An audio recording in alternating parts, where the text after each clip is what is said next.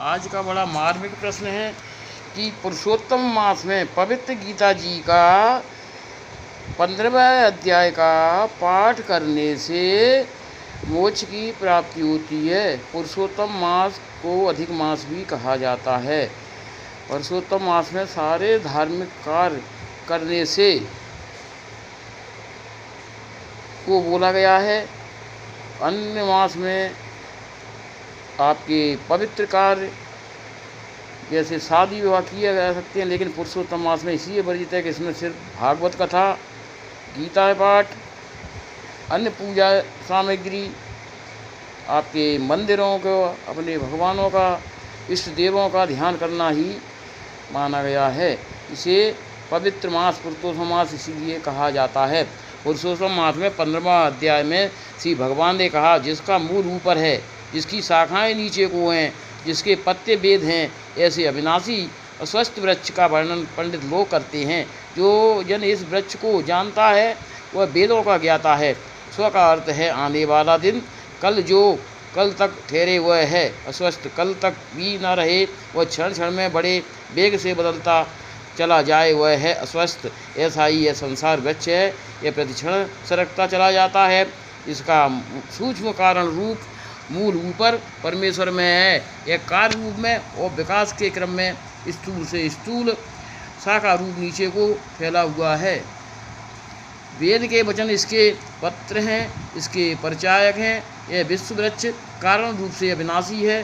गुणों से बड़ी हुई 5 ज्ञानियों के विषयों की कोंपलों वाली इसकी टहनियाँ नीचे ऊपर फैली रही हैं और कर्मों में बांधने वाली इसकी जड़ें नीचे मनुष्य लोक में विस्तृत हो रही हैं।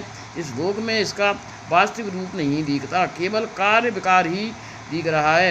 इसका आदि और अंत भी दृष्टिगोचर नहीं होता है, इसकी स्थिति भी नहीं दिख पड़ती है। यह जो कुछ दिखता है वह असीम है, विकार है और क्षणिक है। ऐसे इस गहराई तक गड़ी हुई जड़ों वाले अस्वस्थ वृक्ष असंख्य निष्काम कर्मयोग जो के दृढ़ शस्त्र से काटकर तत्पश्चात जिसमें गए हुए जीव फिर लौटकर जन्म बंधन से नहीं आते।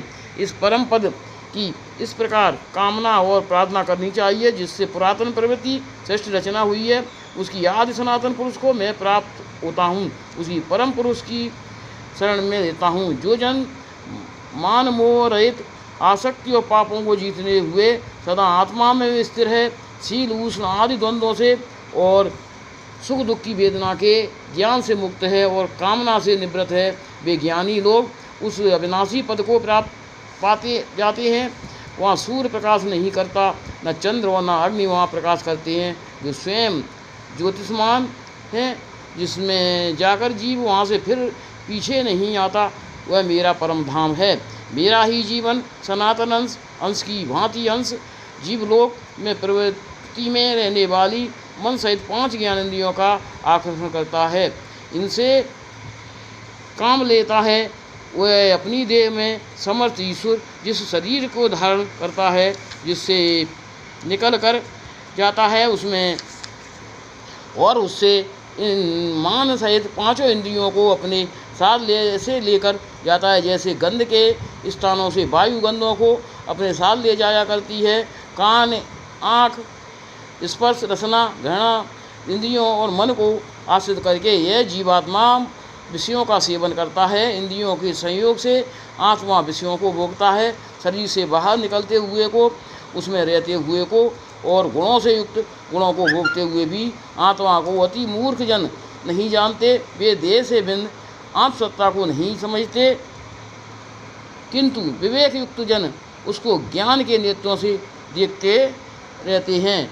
यत्न करते हुए योगी जन इस आत्मा को अपने आप के में रहता हुआ देखते हैं और आत्मविचार सहित अज्ञानी मनुष्य यत्न अभ्यास करते हुए भी इस आत्मा को नहीं जानते।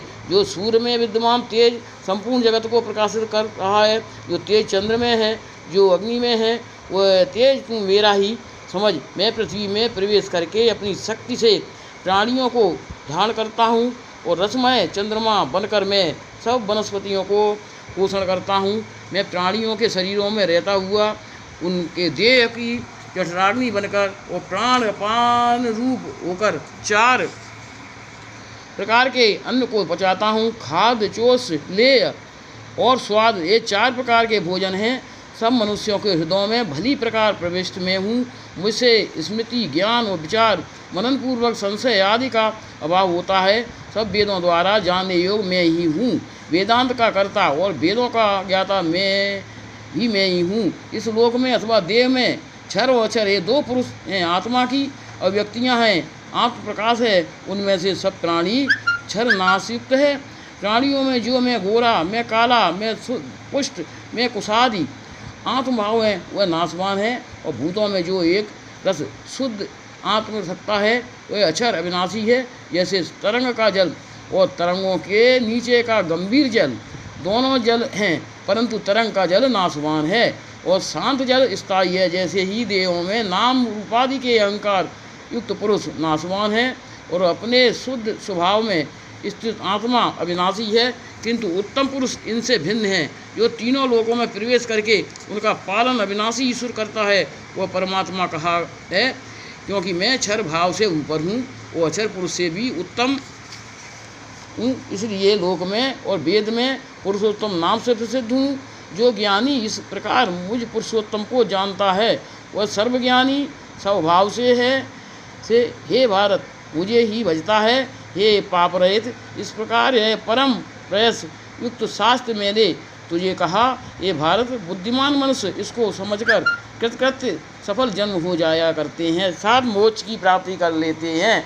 श्री कृष्ण ने भगवान उवाच, ये श्री कृष्ण भगवान ने गीता का उपदेश दिया है, अन्य किसी ने नहीं। ये मूर्खों की बात नहीं है, ये तो सिर्फ ज्ञानवान की बात है। भगवान कृष्ण के अलावा मोक्ष को कोई देने वाला नहीं है, इसलिए उनके ही शरण में जाओ। वही और परंपरागत गुरुओं से दीक्षा लो, वही वेदों का और संस्कृत का अर्थ वैदिक रूप से बताएंगे। मूर्खों को उपदेश देने से उनका विष बढ़ता है, उनका क्रोध शांत नहीं होता, अर्थात उनका क्रोध बढ़ता है। उपदेश वही मूर्खाणाम त्रिकोपाय न शांतये पयापानम भुजंगानाम केवलम विष वर्णम। ये मेरा बस आज का टॉपिक यहीं समाप्त।